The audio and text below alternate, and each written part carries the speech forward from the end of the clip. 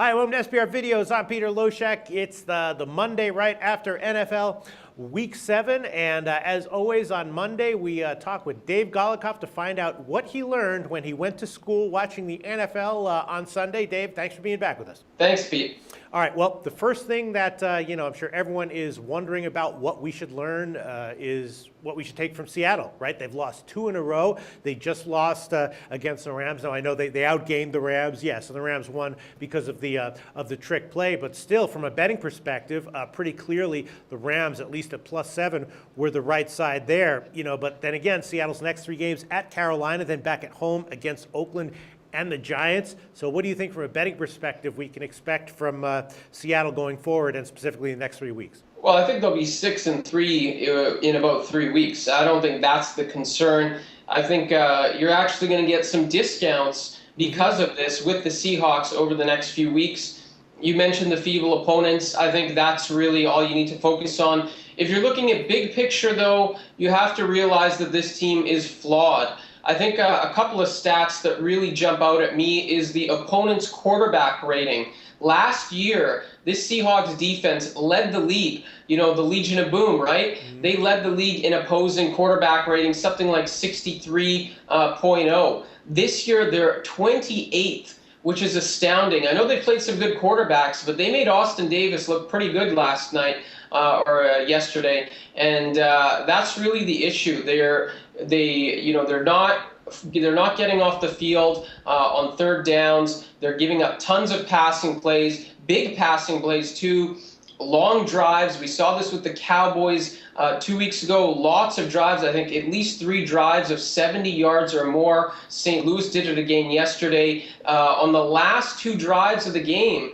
when the game on the line, the Rams had 2 drives of 8 plays or more. So the defense is really the main issue here. And then the other thing I want to bring up, I know a bit of a long rant, but this is important for futures bettors. It's that Percy Harvin, he wasn't a big factor on the field, and that's fine that they traded him. But this is a factor in terms of building this team. They had $14.3 million that went to him. That means they could have re-signed Golden Tate. That means they could have re-signed Brown or brought some of those guys back. And on top of that, remember, they traded a 1st and a 6th or a 7th, whatever it was. That's why this team just doesn't have the depth and doesn't have the freshness that they had last year. That's where the Percy Harvin trade hurts the most. It's not necessarily that he's gone. So I think if you're betting futures with the Seahawks, I would not bet any of them. I would not bet them to win the division, would not bet them to win the Super Bowl, and I'd bet against them if you could find some of those lines. All right, but you still expect them to cover at least 2 out of their next 3 games?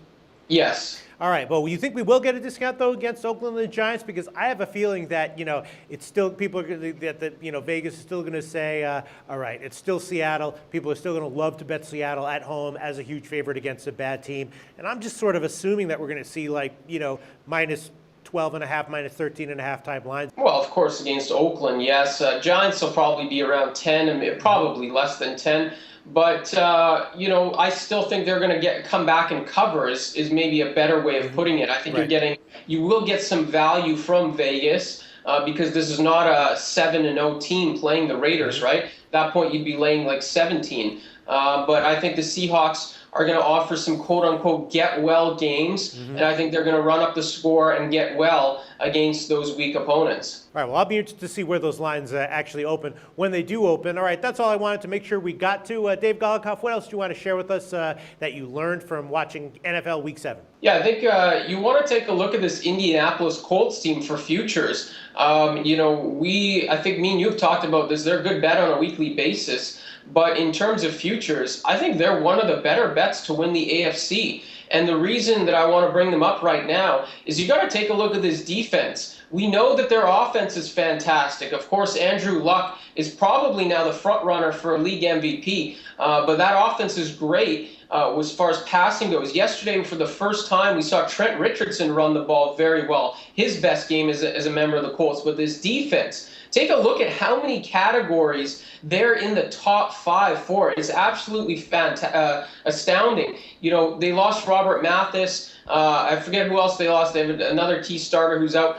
But they're top 5 for like third down conversions, opposing quarterback rating, you know, all sorts of stuff, at least like 8 or 9 categories. Very impressed with this defense. I did not think they would be this good. Yeah, you know, Indianapolis is a tricky team, especially with their lines, because 2 weeks ago, or 3 weeks ago now, they were favored of just 3 at home against Baltimore, and apparently the Sharps came in on them, and they covered that one. Last week, though, they were again just a favorite of just 3 against Cincinnati, which struck me as a little bit short, and it made me a little bit nervous. I did bet it, but I probably didn't bet it as big as I would have, just because I didn't understand the line. Then I heard that the Sharps came in on Cincinnati, but then we saw the result, which was that obviously Indianapolis -3 was a side with huge value. So going forward, I'm just wondering how much the lines are going to adjust and how much that kind of value will still be there with Indianapolis. Well, that's a tough question to answer, but I'm just, you know, I'm very confident in this team betting pretty much any situation where there'll be a dog, obviously. I mean, not that it's going to happen very often, but laying any type of short numbers,